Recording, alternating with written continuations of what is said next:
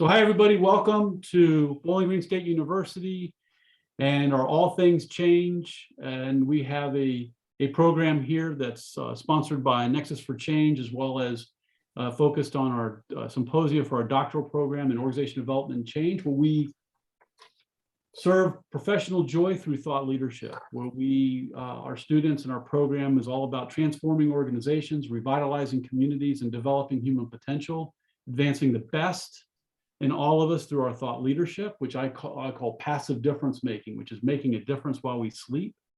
And that is creating and sharing what we know with the world through written and other mixed media formats, and advancing knowledge in ways that is scalable and helps other people to do great evidence-based work in the world, all in service of our field of organization development and change.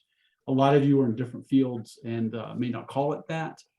We know that it's all around transforming, revitalizing, and developing the best so that we are all better together. And so I am really excited to have my dear friend,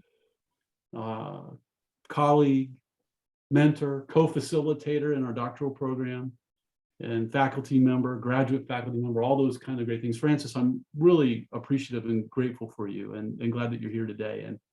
And in the course of you jumping in, introduce maybe a little bit of yourself as appropriate. I'll leave that for you, because I want to get to you and what you have to share with us. So without further ado, Francis, thank you for being here, and take her away. Well, thank you, Steve. So I am just really excited about this, because this is something close to my heart and close to my identity. And I will tell you, I will start out by saying, I became interested in what goes into presence because years ago, when I entered my favorite learning venue, my instructor said, "Francis, you have such presence." I had no clue what they were talking about, but it kept working for me. You know, it seemed to be working. So I became curious to know whatever it is that I'm doing that they call presence, I want to learn more about it so I can keep doing it, number one, and I can learn more about it. So over the years, I have stopped being shy about the fact that I probably do have presence, and call it a gift from God. It's not like I did something, but I do work on it. And when I coach and work with people, I tell them, in the work that we do, we don't have power. We have influence. And so the power I've learned over these 40 some years, the power that I bring is in the way that I show up and use what I know and what I've become to do the work. So I think that's so important. That is why if you read any literature, any of our current literature now, it's talking about use of self, being present, etc. So today I call it demystifying that, because we all know people who have great presence. Many of them become actors on stage, etc., because that's the way they use their presence. We have people in politics who have presence. We learn a lot about executive presence. So what I want to do is put in context the way we talk about presence and how we might, why and how we might develop that. So I wish I could call the name of and get to know every person on here. I'm smiling at every one of you. I'm glad to see you and wish I had time to welcome you, because I have felt so much support to do this. That's why I tried to bring all that I know. So thank you for being here. So my objective is to get you as interested and as intentional about creating presence as I am. So it may not be something you think about a lot. How do I work on this concept of being, which I want to define, and presence? But I want you to walk away a little bit disturbed that you may not have been paying enough attention to the presence that you bring. I just want to upset the apple cart enough that you pay attention. I think that the times that we're in, the work that we have to do, I don't have to describe that to you. It makes our work the way we use ourselves becomes such an imperative because people have less time to give attention to the things that we work on than they've ever had before, and they need it more because there's such a yearning, I think, among people everywhere around the world to find meaning and to make sense of things. So that's all the reasons that we need to be here today. So like I said, I want you to get excited and interested and committed to intentionally working on your presence. The way this works is I want to share some of my concepts. I'm not the academic, so when you hear these concepts, I hope you recognize some of your favorite theorists. You'll hear some of them. I can identify some of mine, but I'm the kind of person who pulls the essence out, and I may never remember where I learned this, and I'm going to talk a little bit about that. But I want to share my insights. I want to give you a few minutes to talk together about what this brings up for you and what's important to you. And then we'll come back just to get some headlines. What's not going to happen today is that nice conversation we have in the plenary where we start integrating, et cetera, because there won't be time. I'd like to talk for 15 minutes, have you talk to each other for 15 minutes, and whatever time we have left, we will look at the themes, et cetera, but we won't get a chance to integrate.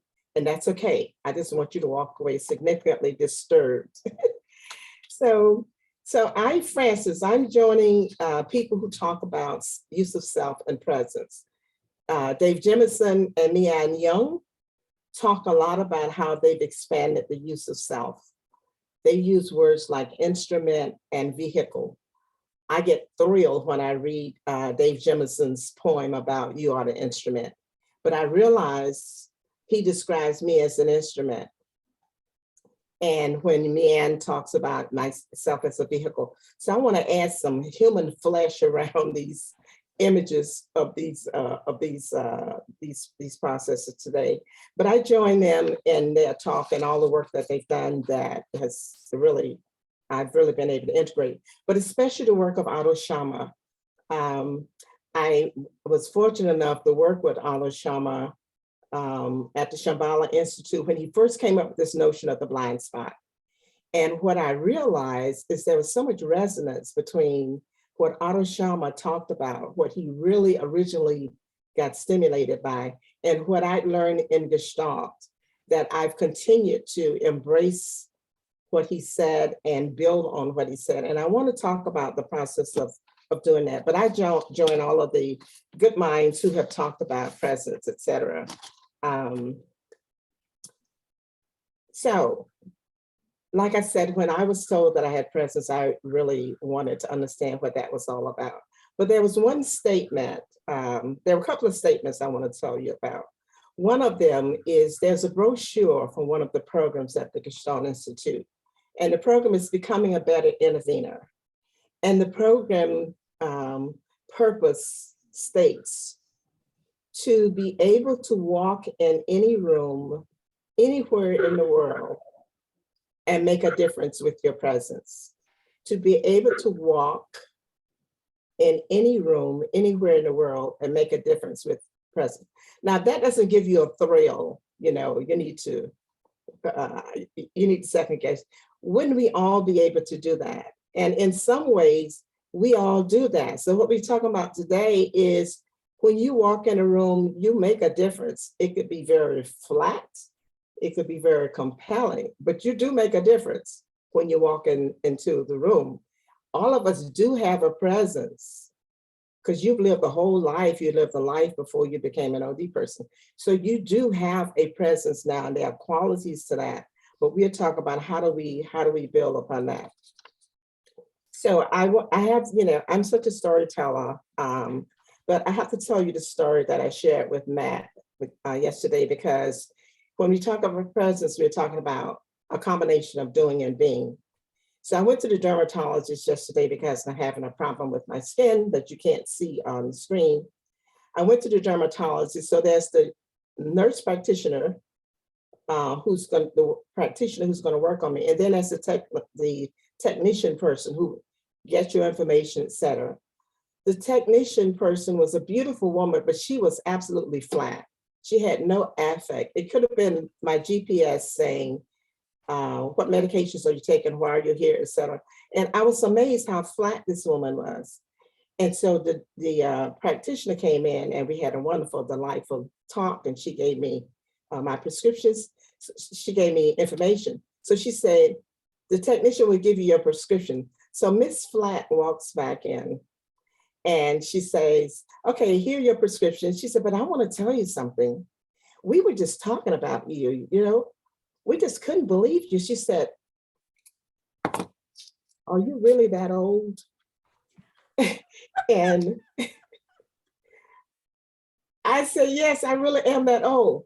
So I go to doctors a lot, and I have been blessed with a little bit of youthfulness for my 85 years, but I've always felt good about it. At that moment, I thought, oh my goodness, are you really that old? But she cleaned it up. She said, whatever you're doing, keep doing it. My point about this technician is there was congruence between her doing and her being. It's not one I'd want to emulate, but she was congruent. She was flat in her doing and she was flat in her being. But I thought it was a very funny, I thought it was a very funny story. So let's take that story into my presentation. So I want to describe what I mean by being. And if let's think about the technician. So your being is the essence, the consequence of all of the norms of your existence. It's what defines your way of living, your way of life. So your way of being is your essence. It's the consequence of your essence and the quality of your way of being. So when we talk about being, which one of the words that stimulate me, the first time I saw a book titled Going on Being, I thought, isn't that exactly what I want to do? And this is one of those times when the title fit the book. But that's what we mean by being. You already know what we mean by doing.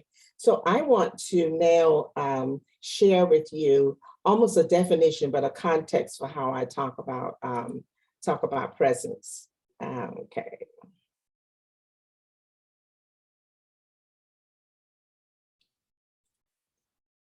Okay, I'm hoping that my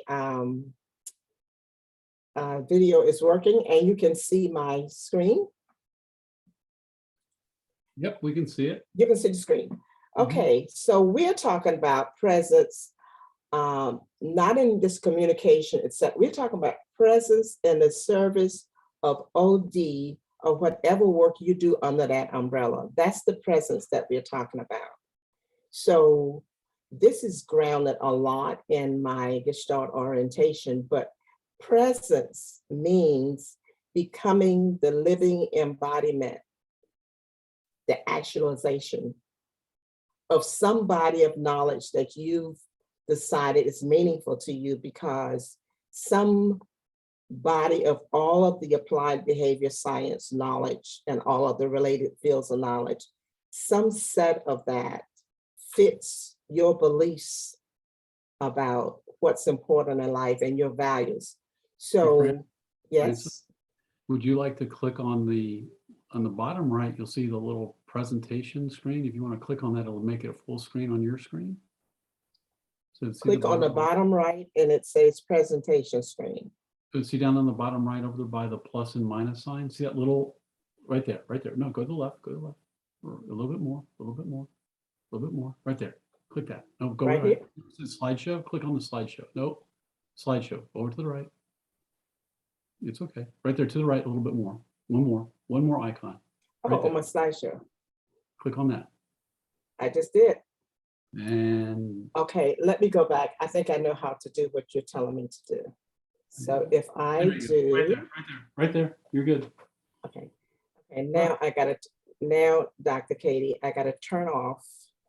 I know that you can see my words coming up. That's okay. It might help some people who need to see that. Oh, this may be good. This may be what you were asking for. So let me go back.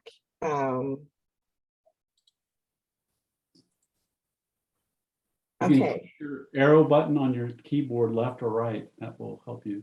Okay, so if you can see this, this now, so I was saying that you become the embodiment, the actualization of some concepts and theories because they align so much with what you believe and how you want to do your work.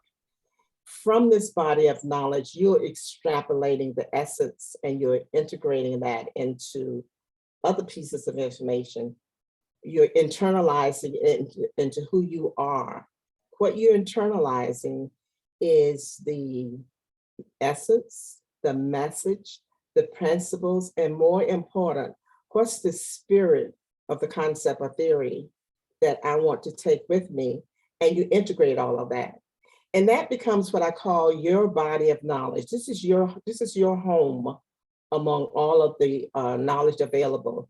For a lot of us, that's the applied behavior sciences. For me, it is. I've been surprised lately how much of that comes from architecture, how much of that comes from art for me to create this total body of knowledge from which I'm working. This becomes the lens through which I see things. This becomes the lens through which I assess things. It becomes a part of me because these words I have here of embodiment, actualization, integration, and internalizing is an intentional process that I talk about when we talk about reflection and being integrating. In Gestalt, we call it chew on things until it make meaning enough that you can make it your own. But this becomes the lens, altogether becomes the lens through which you see things. This becomes the criteria by which you add and embrace new knowledge and new methods. When something new comes along, do you grab it because it's the newest, hottest thing in town? Or do you embrace it because it fits who I want to be in the way that I'm working? Not the whole thing, pieces of it, all of it. But this becomes the criteria, the lens through which you decide what I'm going to embrace. This also becomes what the criteria by which you decide to create new knowledge. And I think that's something we don't think enough about, is how we take the knowledge we know and create new knowledge and new methods. People who do that, Dr. Katie called the thought leaders among us. But all of us need to be thinking about when I put things together, there's a way in which I'm creating new knowledge and new methods. So this is my definition, if as such, about what we mean by presence. So when I told you that I started to wonder what was my presence all about, another thing that happened was that at one point, John Carter at the Gestalt Institute and I were invited to Europe to present at the original OD Network England, OD Network Europe. And what we wanted people to do was identify their theory of change. All of my cohorts from Bowling Green, this is a fresh idea. This is something that you will hear again. What is your theory of change? And so I was going to ask other people to do it. So I started to think about, I do a lot of journaling. So this is stuff I've written about anyway. I try to understand my own process. So I sat down and tried to map out myself. What is the content of all the stuff that makes up my body of knowledge and my way of doing things? And I decided that some of it is science, some of it is art, a lot of it is spirit. And then when I put all that together, I have these organizing principles. And then at the bottom, I have these operational principles. So I went back to look at all the things that I learned from people like Carl Rogers, Russell Ackoff, Shine, all of the process things at NTL, all of the boundary things at the Gestalt Institute. And those were my science base. And then I started to look at my skill and style. And I wanted that to be the way I use this. I wanted it to be creative. I want my thoughts to be aesthetic and attractive. I wanted my language. I thought I wanted to be provocative sometimes. I wanted to provoke people to think and something that was important to me was, so I just looked at all of this originality. In what spirit did I want to do this in terms of, I wanted energy, but the big thing about the spirit was my realizing I need to embody these principles and skills into being who I'm being. One of these things that drives my spirit also is this spirit of transcendence beyond what is already known. That just feels so important to me because I'm in a world that keeps changing and needing different things. I need to be able to, and this is important for a person who's aging. You know, we latch on so much to what we know and how we do it. But the spirit of being able to transcend, which requires us to be comfortable with the unknown, et cetera. But this was my picture. And I will point out one thing in here. You see Shama, appreciative approaches, and all of that. One of the things I learned about Buddhism, I often thought of Buddhism as a religion, and I realized Buddhism is really a way of living and a way of life that fits very well with the things that we are trying to do. But my operating principles. So I have up there the use of self. If you don't see OD as a calling, which a lot of us did, you must at least have a will for making the world better, which is what it's all about. You have to love the work, you have to love the people, you have to love the promise of change. I remind myself of these things. And I'm only going to share one other with you. I know that for every situation that I go into, I have to use all of this to develop a feel for whatever organism I'm engaging, whether it's one person that I'm coaching, whether it's a group, whether it's an organization, larger system. I must understand the context, and not only cognitively, I must have a feel for what that's all about. So when I pulled back from that definition and tried to get ready for Europe, I put together this sort of way of looking, and I'm calling it my philosophy. And at some point, I'm going to ask, what are the elements of your that create your philosophy? So all of this now sort of gives you background and how I'm thinking about what goes into making up our presence. So I want to tell you the things that I've decided, the pieces I've decided are important and looking and developing or cultivating this. And the first one I call Constancy of Purpose. You've heard this so many times. I think our ability, one of the things about having a set body of knowledge is that it helps you to be consistent in the way you think, how you make your decisions. But a part of that constancy of purpose for me also is some kind of spiritual belief.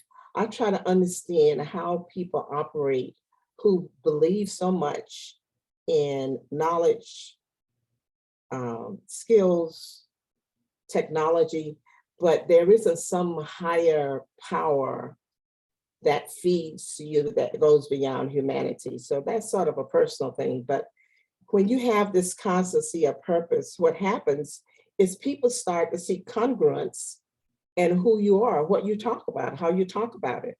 And when they see congruence, they trust you, they believe you. You have a brand, they sort of know what's going to happen. When Carol shows up, she has a brand, so they sort of know what to expect, and you come to trust that. So that's because you found your home and you're constantly developing it.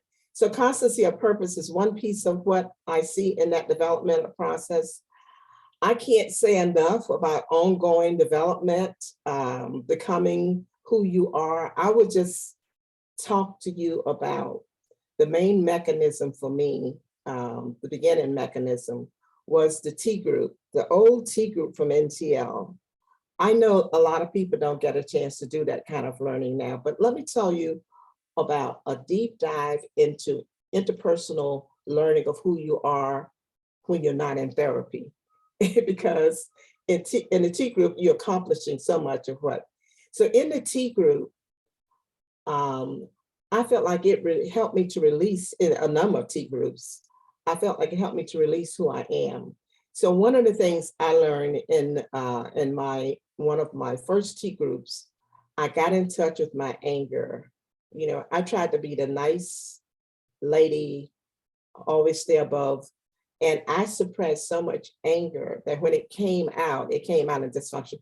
But I learned about my anger. I released some of my potential. And I want to tell you another quick story about the T group. And you know all the ways that you can seek out development. We need to constantly seek out ways to develop.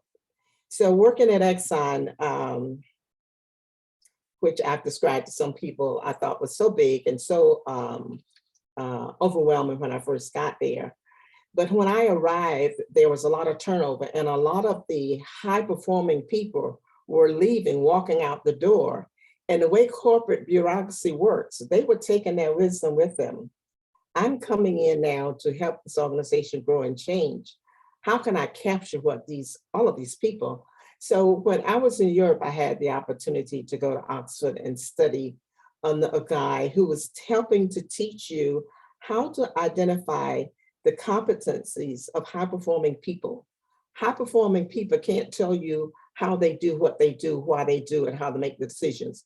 So I learned this process of interviewing people to try to pull out and concretize what it is that they do. So I was doing these interviews, and there was one scientist who had all kind of patents, and he was a scientist, but everybody loved him. All the interns thrived when they worked for this guy. Everybody, when he walked into the cafeteria, you know, he was like the Pied Piper, people migrating to his table. So I interviewed him, and I asked him, among all the other things about how he made his decisions, et cetera, I asked him, why do you think that you're so popular and so effective? He said, well, years ago, Exxon was sending everybody to NTL to do T groups. He said, I went to a T group and I became a real person. I learned so much about myself. He said, when I applied that to all of my science knowledge, I felt like it really helped me to be able to deliver what I deliver better. So I'm going to leave you with that story about the importance of continuous development. So the other thing I can't talk about too much is a reflective practice. We don't spend enough time just being quiet, thinking, integrating, and allowing the things that are important of us to just really grow. One of the things I found when I'm meditating, when I am getting ready for a presentation like this, in my meditations, you know, one thing that happens in meditation is you sort of stop thinking. You're no longer thinking. You're in this bliss where you don't have efforts, but you're not thinking. And something important always comes to me. Two things happen. Important things come to me. People that I need to contact come to me. Things happen in reflection. Now, I think his name was David Schoen, talked about reflection. And in addition to the way that I'm talking about reflection, he talked about reflection and action. But before I leave my take on reflection, what reflection does to me, what I think this quiet time does to me. I don't know if you have children or if you remember the Roly Poly. The Roly Poly is this toy, and it's like a big tub with look like a little animal. And a Roly Poly has something inside of it that works with gravity and inertia. If you push the Roly Poly over, I don't care how far you push it, it bounces back in place. And kids just enjoy this. You push the Roly Poly over, they're able to come back and center. And what I find, and what others have said about this time and reflection, it strengthens our ability to bounce back like the Roly Poly. So when I'm in a situation, I'm exerting what I believe, I find out that I'm wrong, you know, I can bounce back. When I'm confronted, as I am sometimes, and when I'm challenged, I don't fade away. I have the ability to bounce back. And there's something about reflection that grounds us in who we are and helps our discernment. But what Schoen talks about is reflection and action, which gets to be very important in our work, but also the type of presence that you have.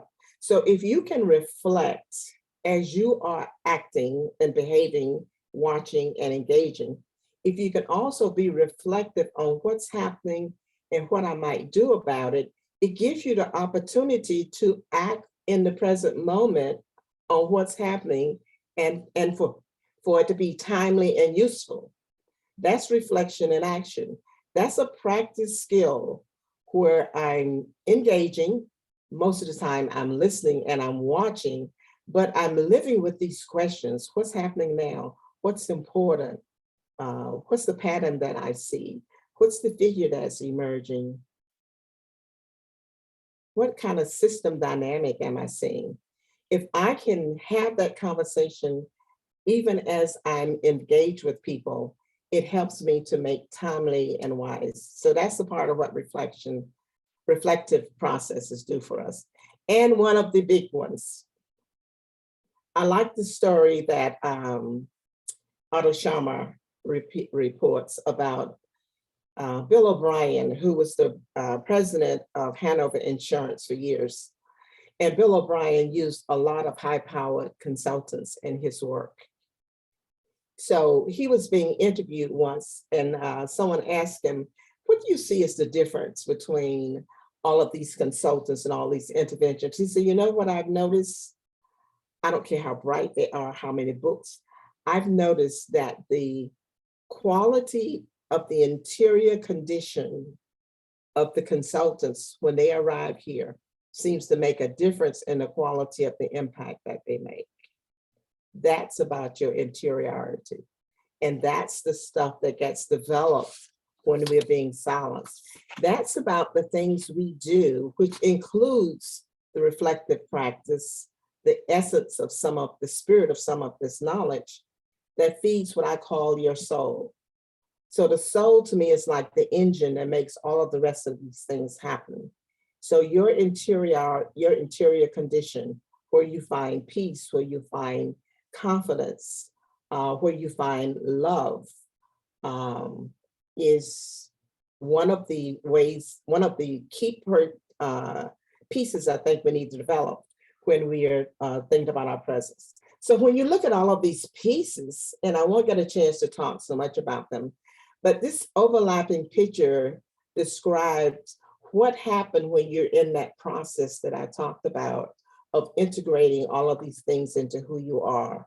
So what happens is your essence gets defined. The process of distillation integrates everything. One of the key things is the differentiation. Not only the differentiations between you and your environment, but the differentiations between pieces, between what's happening. You learn to differentiate. And the big thing is that it helps you to bring clarity on the basis of what all of these things tell you anyway. So that's the integration process. So what happened when you're in the presence of other people? They are experiencing the richness of this work that you've done back here. They see your essence, your presence comes out as a distillation and an embrace of knowledge, your clarity, the way you differentiate yourself. They see the richness of your presence because of all the work that you've done. All of this is integrated. Remember, it's embodied. You're the embodiment of it now. You're the actualization of all of this just by being there. So when we master, when we come to our self-mastery and presence, people see this by what you do, but they also see this just by your presence. When I talked about brand, if you have a habit of doing all of these things, being all of these ways, you can show up and do nothing and have the same impact. I wish I understand more about quantum physics, about the laws of attraction, because they talk about the ways in which what happens when we talk about presence, we're talking about the energetic connection between us and other people. We're talking about the level of vibration that happens when one person says something that really resonates with who you are and what fits. When we are doing the work, that happens more often because of our ability to pay attention and know where we are, to be grounded. One of the things we talked about before we started I talked about people come to a place where you have earned the right to do the work. You know that you have a right to be here doing this work. When you have all of that, it allows you to pay attention and be all of these things. But this is what people see. This is what helps that level of vibration, that energy, that attraction. It helps it to oscillate at a high level. And so what happens between you and someone else is that there are these moments of alignment where people just like what you say. They want to be in your presence. They want to hear you talk about what you talk about. And they like the way you listen and can show that you understand them. So this is the essence of your presence, and this is what's being communicated between you and other people. By the way, one thing, that transmission that I talk about, the energy, the vibrations, I've read that that kind of transmission travels much faster and deeper than the words that we say. Something to think about. All of this creates your intuition, and all of us have intuition. All the things I talked about bring order and intention to that intuition. One of the things we don't talk about very much that I tell people, one would have to know something about love to even the assumption that you would do this work.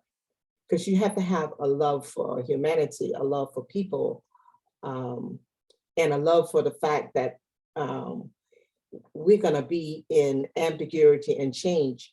You can have to find that you have to feel like that's an exciting place to be. That you're not going to. It allows for the fluidity. I wrote a little book when I was 65 years old, and I said the title was "What I Know at 65," and the last entry was "What I know at 65" is that the first entry that I put here has probably already changed because it requires this fluidity, and that's sort of an attitude about being fluid. And I've already talked about the reliability. So one of the things, when you cultivate this presence, it gives you a type of reliability. And this reliability is working for you, and it's working for you in relationships to others. Matt, I'm about to finish within my time. This is the last thing. Everything I've talked about, the importance of it is that you integrate, test, change, all of this enough that it's authentically you, because this only works as you're present when you have authenticity. People know when you're performing and when you're being, they know the difference. So the authenticity becomes important in everything. All of this has to be, and we learn different ways of being authentic because we learn different ways of being ourselves. So I think that's my take on what are the things we need to do, learn, behave to cultivate presence, the kind of presence we want to represent us. One of my favorite quotes is from a woman named Barbara Wall at Hewlett Packard, because there's so much talk about self. And Barbara said, I believe in the use of self. I believe in being yourself. She said, make sure you are creating a self that's worthy of the person and the work that you want to do in the world.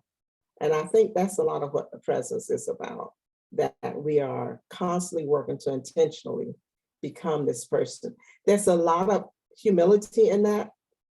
And the thing I realized is, and I don't know how to say this, there's something very intimate about thinking about yourself and your presence. And I don't know all of what that's about. It was Donald Schoen that I was trying to talk about on reflective. So I want to stop here and ask you, I want to pause and ask you to respond to a question. So we're going to put the question in the chat. And here's the question. I want you to write a note to yourself individually. And as I've talked about all of this, the piece I want us to focus on mostly is what is that body of knowledge, what are those roots that you know work for you that you're working from? What is that essence that sort of create the philosophy and the eyes through which you work? So I want you to answer the question in whatever way works for you.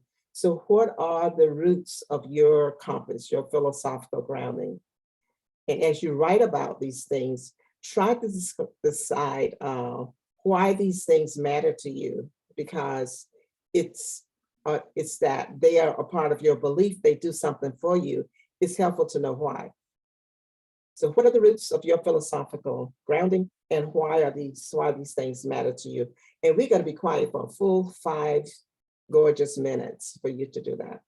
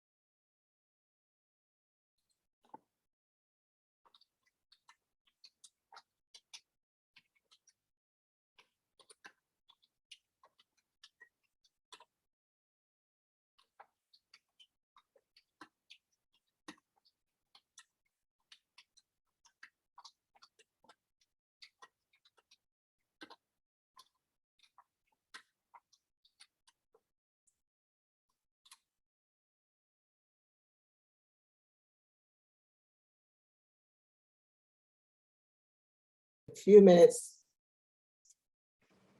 I want you to take a few minutes and with at least 2 other people.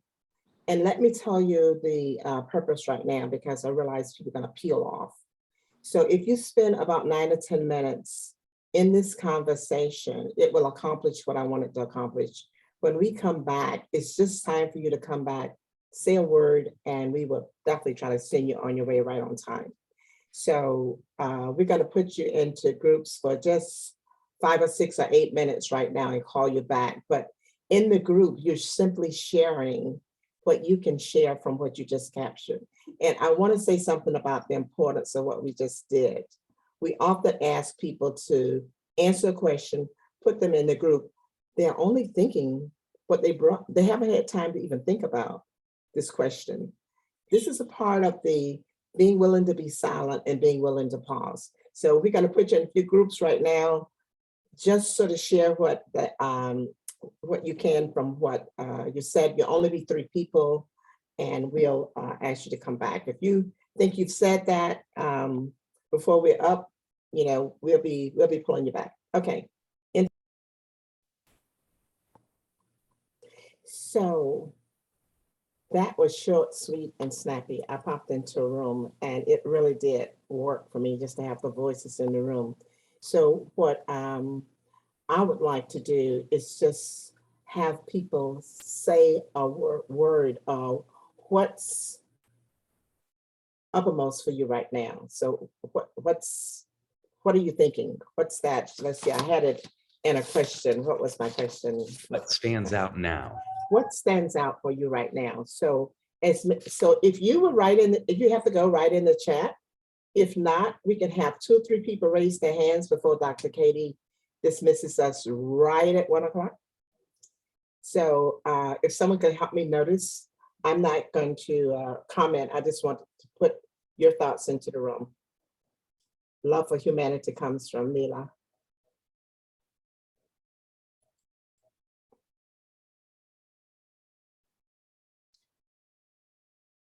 Okay, it may be easier to read them in the chat. Is that what everyone's doing? Okay.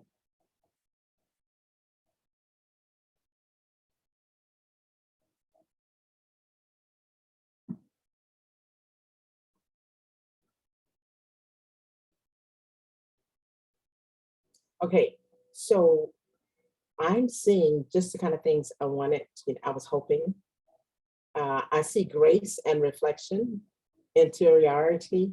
So if these are the things that you're sitting with, my objective has been accomplished, and I'm going to ask Dr. Katie.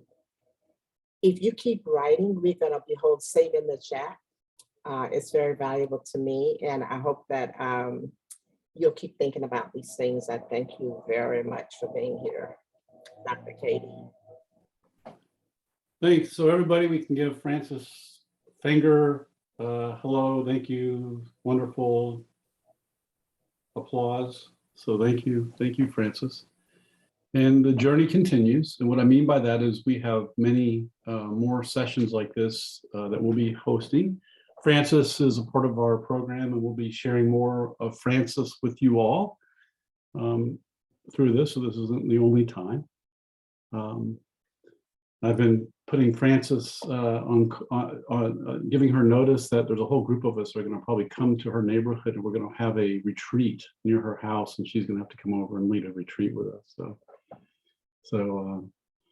But it's been really wonderful, Francis. Thank you. I love you very much and appreciate you and what you shared. And again, the journey continues. So from here in Bowling Green State University with our doctoral program, with Nexus for Change sponsoring this, and all of you and our students that are here, many of our students are here, and friends and partners, I just want to say I'm grateful, thankful for all of you.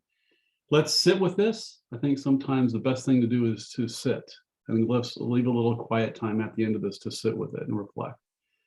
And we'll be talking with you soon. So bye for now. Have a great day.